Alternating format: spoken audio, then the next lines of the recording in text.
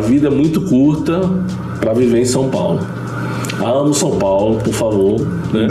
Não tenho nada contra a cidade, mas assim, essa expressão, a vida é muito curta para viver em São Paulo, o que essa pessoa quis dizer é que o trânsito, o estresse, às vezes a frieza das relações, às vezes ganha pouco numa cidade que é muito cara, né? A praia realmente é melhor, tem um ambiente mais clean do que está aqui, numa cidade que tem poluição, etc. É uma fase muito forte, né? A vida é muito curta para mim. É como se fosse alguém que dissesse: a vida é muito curta para eu viver numa empresa que me faz mal.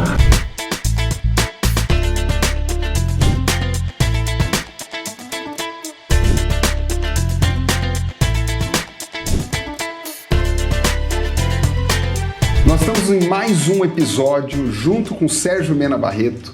Sérgio, sempre uma alegria conversar desses assuntos não óbvios.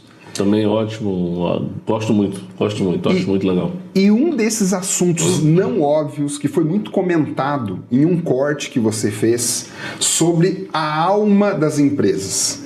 Você disse que o líder tem uma consciência fora da caixa, e em um outro episódio você disse que as empresas têm alma. Eu queria trabalhar mais sobre isso. Como é que essa alma da empresa ela se demonstra? Onde é que eu vejo isso, percebo isso e noto isso? E juntando, toda empresa tem alma, ou tem empresa que a alma é só o dinheiro, só o capitalismo? Toda empresa tem alma, porque as empresas são feitas de pessoas, né? Uau!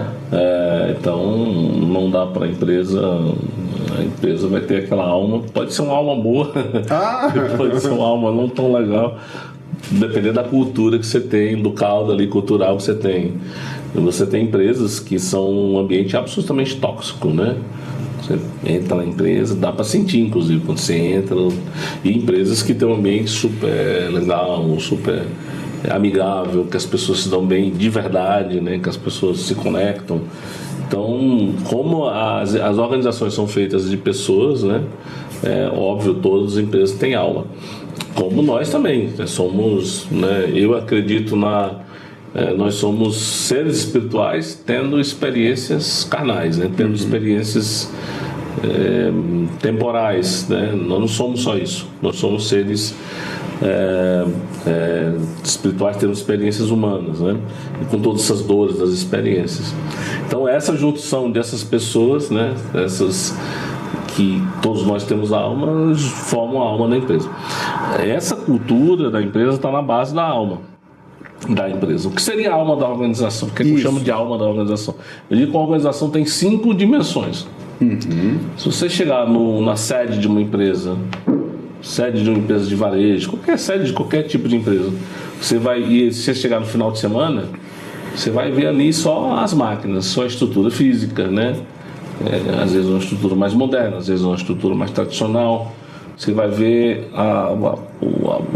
o arcabouço físico, né? O equipamento, o computador, a cadeira. Aquilo é uma dimensão da empresa, né? Tem as outras dimensões, você só consegue ver quando as pessoas estão nelas, que é a identidade daquela empresa, né? A maneira como aquela empresa, como as pessoas se enxergam como corpo, né? Então existe uma identidade, uma visão comum, né? As relações, tem uma outra dimensão interpessoais, que você vai perceber também quando as pessoas estão dentro do prédio, né? Você vai ver, obviamente, os processos, né? Como eles estão estabelecidos e como eles funcionam, e você vai ver talvez os recursos, os produtos, né? O produto de toda essa engrenagem funcionando, né? Esses 5 elementos eles compõem essa alma da organização. Por que é importante pensar nos 5? Porque às vezes isso acontece muito em consultoria. Eu tenho empresa de consultoria há 30 anos e dava muito consultoria em muitas empresas. Você chega numa empresa, aí aquela pessoa que te contratou diz: meu problema são os processos que estão mal desenhados. Não é.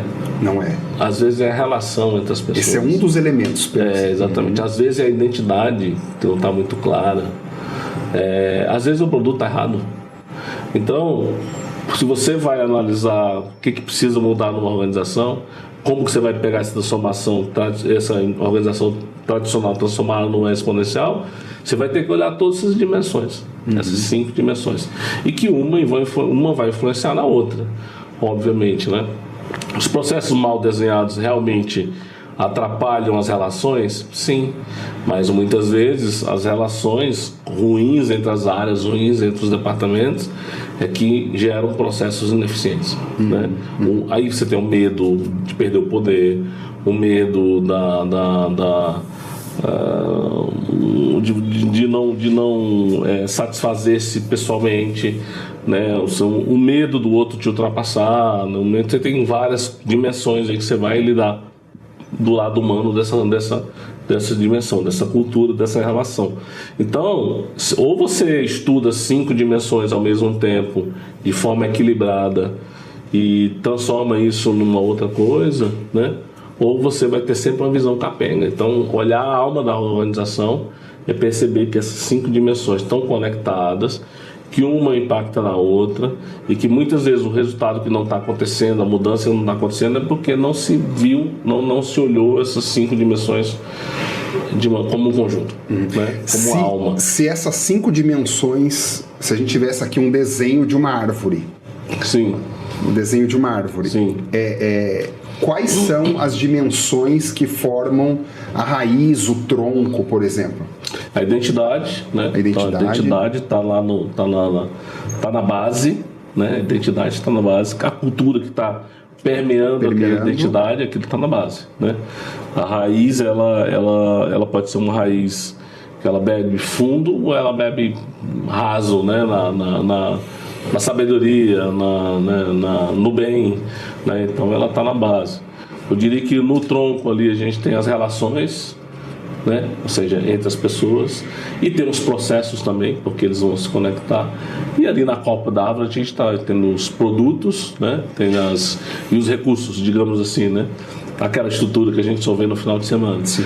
Né? Às vezes a gente olha para a empresa e, nossa, essa empresa é sólida, né? A gente só está vendo uma dimensão dela, né? Que é a do recurso, que é da estrutura. Às vezes a gente vê o produto, nossa, esse produto é bom, mas às vezes aquele produto aparentemente bom, ele é obtido com uma estrutura ruim, né? Ele é obtido com pessoas maltratadas, com uma identidade horrível, né? Com relações que são grotescas, né? Às vezes a gente tem, as empresas conseguem resultados, mas atrás está uma terra arrasada, né? E é péssimo, é um ambiente péssimo de se trabalhar, né? Então, quando eu falo em olhar a alma da organização, é olhar sobre todos esses aspectos. Não interessa ter um produto bom num ambiente tóxico, num ambiente que as pessoas não se dão bem, né? Ou conseguir os resultados com os processos piores possíveis, processos desgastantes, né? Então, olhar essas 5 dimensões te permite olhar a empresa com equilíbrio, né? Você liderar um mecanismo que aquilo é capaz de se reproduzir, capaz de se tornar exponencial se ele estiver bem azeitado. Que interessante. Agora, Sérgio, me parece que hoje as empresas, dentro desse mundo disruptivo, de mudança, volátil, né? Parece que essas empresas que têm alma ruim, usando a sua expressão, por exemplo, que só focam em dinheiro, eu sinto que o cliente, ele percebe isso, ele se conecta a isso, e me parece que essas empresas não estão sendo tão valorizadas. Queria que você falasse sobre isso. O cliente, que ele é um pouco mais, não diria que ele é mais sensível, mas que ele tem um propósito mais claro, que ele olha bem para dentro, ele se conecta. Ele não vai comprar produto de empresa que ele percebe que a alma é podre, né? Ou que as coisas não funcionam como deveria. As empresas hoje estão muito preocupadas com o ESG, né? De ter uma cara, de demonstrar que, olha, eu sou uma empresa boa, preocupada com... Eu tenho uma governança bem estabelecida, eu sou preocupada com o meio ambiente, eu sou preocupada com o meio em que eu atuo, né? E tento ser socialmente responsável, né? O ESG veio como uma resposta à demanda de uma sociedade incomodada, né? com o capitalismo tosco, com o capitalismo a qualquer preço, né? Com a falta de cuidado, né? Na exaustão do planeta, na exaustão dos recursos para obter um resultado que só ela tem, que no final é só dinheiro, né? Que é só grana. E as empresas que não se preocuparem com esse lado, e eu diria que a preocupação do ESG não tem que ser uma preocupação só externa, é olhar para a alma mesmo, né? E é a mesma coisa de um cara que acumula muito capital. Mas você está acumulando capital para quê? Porque a partir de um determinado capital, a partir de um determinado volume de dinheiro que você tem, o excedente não deveria servir para nada a não ser ajudar o ambiente, ajudar as pessoas, né? A gente vê muito hoje multibilionários, fora do Brasil principalmente, né? Doando que tem, investindo em fundações para descobrir Fundação cura do câncer, para descobrir como melhorar a oferta de vegetais, né? Como melhorar a exploração da energia e não exaurir o ambiente que a gente vive, justamente porque essas pessoas chegaram ao ponto que tem a consciência que, nossa, mais do que 30 milhões de dólares, 100 milhões de dólares para cada filho é o suficiente, eu vou doar todos os outros bilhões que eu tenho, né? A gente de vez em quando vê uma história como essa, né? Que essa consciência tem que ser, né? E tem que se ter. Então, quando as empresas elas hoje estão usando o ESG para isso, mas na verdade isso era para ser comum, porque se a gente fosse mais conectado com a nossa alma, a gente perceberia depois de determinado ponto, você não precisa ter coisas demais, né? Tudo pode ser simples, tudo pode ser, né, mais tranquilo, né? A gente não precisa. Se isso vale para o ser humano, também vale para as organizações, né? E Sérgio, um ponto importante é que existe também algumas linhas de pensamento de tudo isso ser apenas uma aparência. Por exemplo, no Brasil, quando eu vi a notícia aqui, mas foi no mundo, o X, por exemplo, o Twitter, quando foi comprado, houveram lá, por exemplo, demissões, porque havia uma teoria de ter tudo isso, mas esquecer o lucro, né? Esquecer realmente esse lucro que ajuda colaborador, que ajuda funcionário, que ajuda... Você já percebeu isso também, que algumas empresas utilizam isso como marketing, mas na prática parece que isso não... O lucro não é ruim, o lucro é saudável e ele faz parte do mecanismo do capitalismo de se perpetuar e de progredir, né? E, óbvio, os países que a gente vive, todos os países do mundo, eles estão calcados nas empresas privadas, da produtividade das empresas. Isso não é uma coisa ruim. Isso passa a tornar-se uma coisa ruim quando você ignora esses outros aspectos que existem, você ignora a identidade, a cultura, né? As relações. Às vezes você pode ter um resultado ótimo porque você paga uma miséria para os seus empregados, né? Às vezes o seu resultado é incrível porque você entregou um produto meia boquinha ali, né? Que ninguém vai perceber, mas é meia boca. Você usou um princípio, não vou falar princípio ativo para não falar nada. Um material, um suprimento, né? Exatamente, um suprimento, que não é a melhor, né? Então você economiza em certas coisas, que você maximiza o lucro e aquilo no final aparece, né? A conta chega. A conta chega. A conta chega primeiro, porque como as empresas são feitas por pessoas, as pessoas também são incomodadas com esse tipo de coisa, né? Essa situação não é uma situação que uma pessoa do bem, por exemplo, que uma pessoa que tem um propósito muito claro vai querer viver a vida inteira, né? E os clientes acabam percebendo também, se não tiver cuidado, os clientes percebem, né? É por isso que empresas que são muito enormes, vetustas, poderosas, desaparecem, porque o que ela transmite de valores, e as pessoas que trabalham ali têm famílias, convivem na sociedade, acabam mostrando para os outros, olha, o que você vê do lado de fora não é bem o que acontece lá de dentro. Por isso que as empresas se acabam, né? Não é só porque não se atualizaram em termos de produto, de tecnologia, de cultura, mas porque no interior dela, a alma dela, né, não serve ao bem, né? Serve a mão. Em um dos episódios que a gente abordou, você disse que energia é tudo e tudo é energia. Se a empresa tem alma, a empresa tem ali um campo energético. Tem. E eu, assim, percebo, eu quero aqui ser simplista e quero te devolver, eu percebo, por exemplo, por que e nós vivemos uma era onde a expressão está difícil encontrar boas pessoas. No entanto, tem uma outra empresa que eu vou definir aqui, segundo o podcast, com uma alma boa, com um propósito definido, uma identidade clara. E as pessoas, Sérgio, e você já percebeu isso também, elas pedem a conta, negam todos os ganhos, benefícios sociais que ela tem, multa, e falam assim, não, eu vim aqui por uma causa. Eu queria que você explicasse isso pelo âmbito energético. Às vezes vou ganhar menos, mas vou ganhar feliz, né?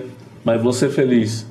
Mas é verdade mesmo, é isso mesmo. As empresas, e quando eu falo que as empresas têm alma, isso também tem uma energia, né, que está em torno disso. Quando eu falo de recursos, de relações, de identidade, relações tem a ver com energia, né? Identidade tem a ver com energia. Conexões. A gente pode, por meio das metas que a gente estabelece, a maneira de cobrar as pessoas, a maneira de expor as pessoas, a maneira de jogar umas contra as outras, tornar aquele campo energético horroroso.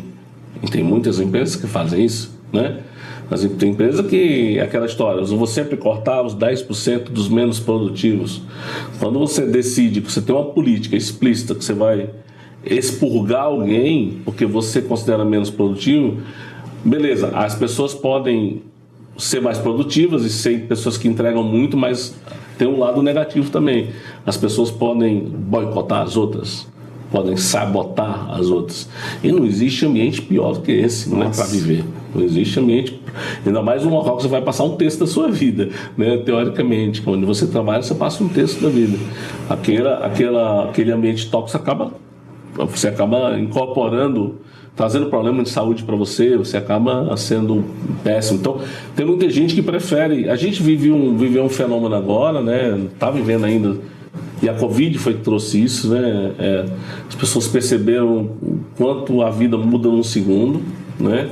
Perceberam que a vida é frágil, né? Chegou um vírus que ninguém dava conta, morreu, né? A gente viu muitas pessoas jovens morrendo, hoje a gente vê com sequelas, e aí a gente vê um fenômeno pós-Covid, que nos Estados Unidos se chama grande retirada, né? E que a gente vê no Brasil também, pessoas que simplesmente eu não quero mais trabalhar com isso, eu não quero mais trabalhar na pressão, eu não quero trabalhar mais num ambiente ruim, eu não quero ter um ambiente energeticamente ruim que está me deprimindo, jogando a minha energia para baixo. Não quero, simplesmente não quero, eu não preciso. Nossa, mesmo que eu não tenha grana, mas eu não preciso como ser humano. E a gente viu esse movimento, está vendo esse movimento no mundo inteiro, está vendo também no Brasil, muita área de tecnologia, está cada vez mais difícil encontrar profissionais, porque as empresas não mudaram seus modos operandi, não mudaram a sua energia, não mudaram a sua alma, não revisaram, né, não se deram conta que as pessoas não querem mais viver num ambiente tóxico. Por isso está cada vez mais difícil. Em compensação, tem muita gente querendo fazer coisa boa, né, e gostaria de trabalhar mesmo em empresa, ganhando menos, estar bem consigo mesmo, estar num padrão vibratório legal, com pessoas que vibram bem, com as coisas que funcionam bem, com bem-estar, né? Então, isso é um aumento de uma consciência humana. Estava falando com uma pessoa um dia, disseram, a humanidade não aprendeu nada com a Covid, né? Eu disse, claro que aprendeu, gente, mas o aprendizado não é imediato. Ele vai ao longo do tempo. Latência. Tem uma geração aí para aprender. Mas é claro que aprendeu, porque as pessoas começam a ter, digamos assim, uma consciência diferente que tinham, né? Uma extra consciência, né? Uma das consciências é essa, que eu vi uma frase uma vez, eu não gosto da frase, mas eu vou citar aqui, né? Até porque eu moro aqui, não tenho como, né? É uma frase que eu li no muro, assim, a vida é muito curta para viver em São Paulo. Amo São Paulo, por favor, né? Não tenho nada contra a cidade, mas assim, essa expressão, a vida é muito curta para viver em São Paulo, o que essa pessoa quis dizer é que o trânsito, o estresse, às vezes a frieza das relações, às vezes ganha pouco numa cidade que é muito cara, né? A praia realmente é melhor, tem um ambiente mais clean do que estar aqui numa cidade que tem poluição, etc.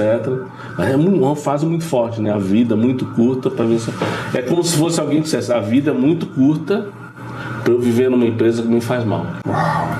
A vida é muito curta para eu estar num ambiente energeticamente pesado, né? Não precisa disso, né? Se a gente está numa experiência de 104 anos, né? Tem que ser 104 anos bons, né? Com os meus tropeços, com meus aprendizados, mas que no final tem que ser uma coisa legal, não pode ser uma coisa pesada. Não? E as empresas também têm que entender isso. Sérgio, ainda nesse âmbito energético, que eu tenho aprendido muito com você, eu vejo, por exemplo, então, de um lado eu tenho a produtividade, eu tenho que gerar resultado, inclusive produtividade que cura depressão, produtividade que me conecta, por exemplo, uma pessoa com câncer, por exemplo, ela encontra alívio ajudando outras pessoas que passaram por aquilo. Então, a empresa, até a formação de uma empresa, quando a gente olha a história, é que ela foi formada para resolver o problema de alguém. Sim. Ok? Só que, de um outro lado, esse pós-Covid, eu encontro pessoas, inclusive nessa nova geração, nós estamos na geração Y, né? Que querem uma experiência. Então, inclusive, você está como CEO da Abrafarma, você se preocupa muito com essa experiência, né? Os eventos da Abrafarma são incríveis, cada detalhe que você se preocupa, mas eu tenho um contraponto, talvez. Como é que eu faço, Sérgio, para conciliar? Eu tenho que produzir, eu tenho que gerar resultado, isso é bom, isso me faz útil, e de um outro lado eu não posso ser tóxico, eu tenho que aprender a cobrar. Como é que liga tudo isso, faz essa conexão? Eu respondi isso também da outra vez, a resposta não muda, né? Sendo alguém independente, sendo alguém conectado, né?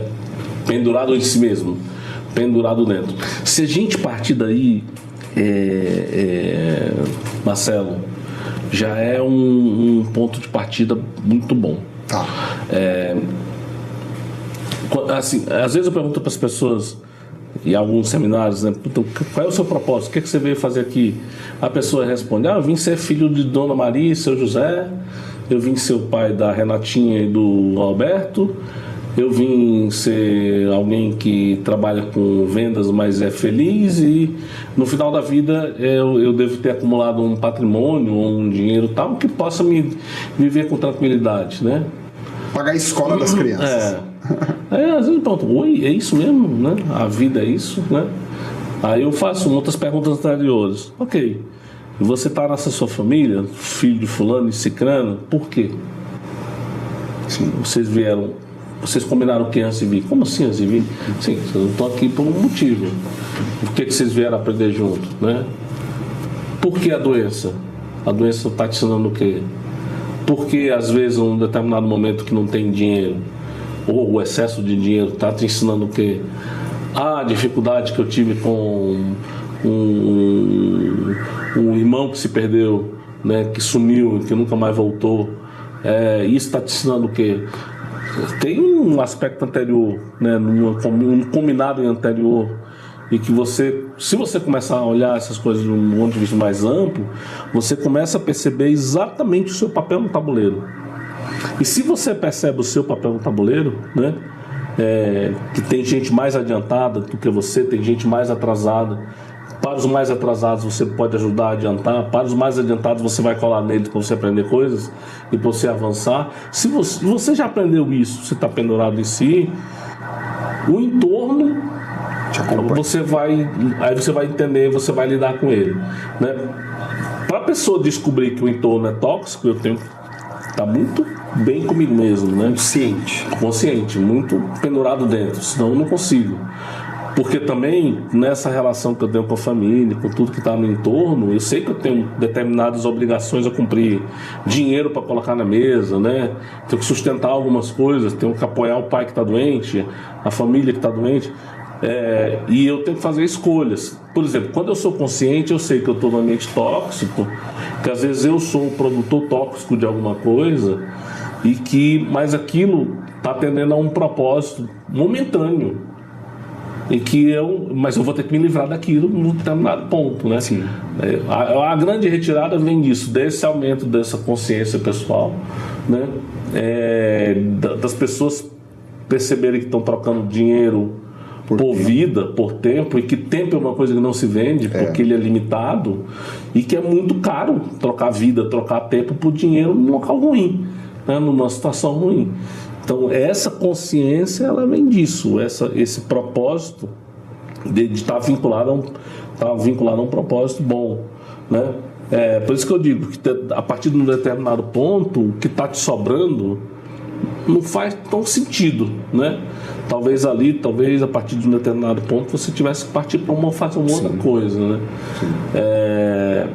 E aí, assim, se você tem o poder, se você tem a influência suficiente, se você é um líder, você é líder, tem uma influência, tem o repertório possível de provocar mudanças no ambiente que você está, e se aquilo não for custoso para a sua saúde, se aquilo não for custoso para a família que você está inserido, para o teu propósito, de repente vale a pena. Pode ser que a gente disse, eu vou pegar essas batalhas e vou enfrentar essas batalhas e vou mudar isso que eu estou vendo aqui. Vai ser o elemento que faz isso, né? Que foi o elemento disturbador que vai fazer isso. Se isso não te custar nada, se isso for ecológico para você, eu sempre falo, tudo tem que ser ecológico para a gente vai entrar nas batalhas, aquilo vai me fazer mal? Não. Eu vou ter um impacto negativo com aquilo? Não. Aquilo vai me custar alguma coisa, porque eu vou ter que esticar o elástico e passar um de coragem? Vai. Mas é pesado, mas não me mata. Então eu encaro. Se é uma batalha que você vai no final melhorar a organização, melhorar o ambiente, melhorar o produto que você entrega, melhorar a sociedade, beleza, vamos enfrentar. Se não, aí você tem que repensar. Aí é a grande retirada também. Agora, essa média gerência, estou pensando num cenário aqui. Então eu sou um líder tático de uma média gerência, eu tenho, vamos lá, se a gente pensar em varejo, eu tenho a minha supervisão, as minhas lojas, né? A área que você domina bastante. Sérgio, a pergunta é bem direta. Eu consigo influenciar, porque eu tô cansado e eu tô ouvindo esse podcast agora. Eu consigo, Sérgio. Você consegue. Me dá uma esperança. Você consegue. Você, com a sua energia, você pode ser propositalmente aquele cara que melhora a energia quando você chega. Boa. É uma merda o local que você tá. Desculpa a palavra. É uma droga. Puta, mas quando chega o Raimundinho, cara, o Raimundinho muda o meu dia. As pessoas dizem que eu não tenho esperança aqui na estrutura. O meu líder não vai mudar. O meu diretor pensa... Ele é manipulador. Ele só pensa, mas tem um cara que ele chega e põe uma energia aqui dentro. Uau. Que ele faz, ele me dá esperança de eu ficar aqui, para usar a sua palavra, e de eu fazer alguma coisa. Então, às vezes a gente não consegue mudar. Se eu sou um médio gerente, eu sou um cara intermediário, não consigo mudar a estrutura toda. Eu não consigo mudar a identidade da empresa, o propósito dela. Eu não consigo mudar as relações de modo profundo, porque tem alguém muito mais poderoso que manipula isso e não permite. Mas ali no meu pedaço eu posso transformar a vida daquelas pessoas numa vida boa, né? Num ambiente legal, numa energia legal, e que as pessoas vão gostar de estar ali por isso, né? E que isso faz bem também, isso tem o seu propósito, tem o seu valor, né? Eu, às vezes, quando as pessoas vão para um curso comigo, um curso mais longo, né? Eu não estou mais fazendo isso, né? Nem Você pretendo fazia. voltar, né? Mas eu fazia. Aí eu abri o curso, todo mundo se apresentava, tal, eu dizia: agora eu queria que você pensasse na empresa de vocês. Uau. Nas pessoas que ficaram lá.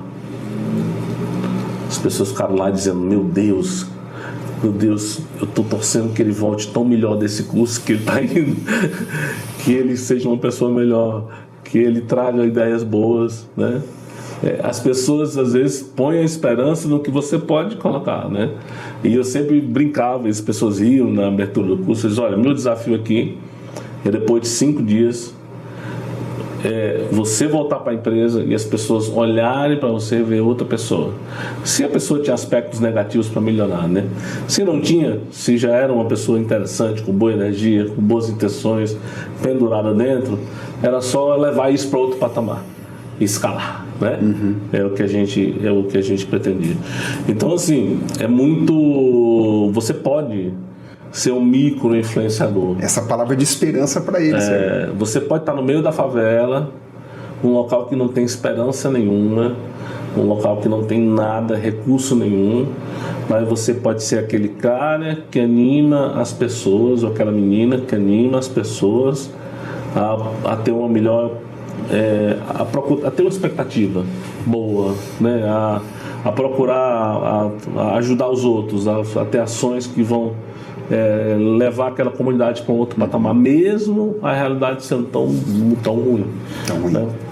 Não perca a esperança. Se você tiver uma vibração correta, boa vibração, você consegue micro-influenciar e consegue transformar aquele ambiente melhor do que você entrou. E uma coisa que eu tenho aprendido com o Sérgio aqui é que cada um tem a sua jornada, cada um tem o seu momento, cada um tem a sua força, cada um se jogando neste elástico que ele comentou. Em outros episódios, assistam que você vai ver.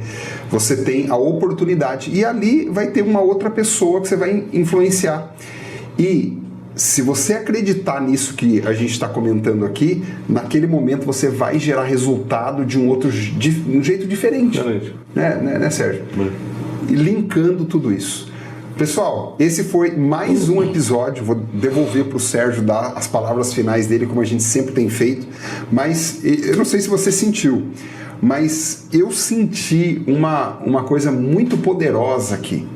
Porque essa transição do século, de eras, como o Sérgio falou, ela já iniciou e está começando com a gente aqui, divulgando tudo isso, falando e mostrando que é possível essa mudança. Não é isso, Sérgio? Tem uma doutrina aí, que fala que a gente é um planeta de expiação. A gente veio para cá, esse é um planeta sofrido, de coisas tristes, né? De que a gente vai ver muitas coisas horríveis. É por isso que a gente ainda tem guerra, tem tanta coisa, né, impossível de se imaginar que deveria ter, né? As pessoas matando umas às outras por uma ideologia, né? Mas por um outro lado, também tem a gente está percebendo nos últimos anos uma era de aumento de consciência, né? Uau. Então eu acho que as pessoas que têm esse aumento de consciência, e até dizem que aí já tem uma era de crianças, né? As crianças índigo, né? Como chama, as crianças blue, as crianças, né? Dessa nova geração que já chegam com uma nova consciência, né?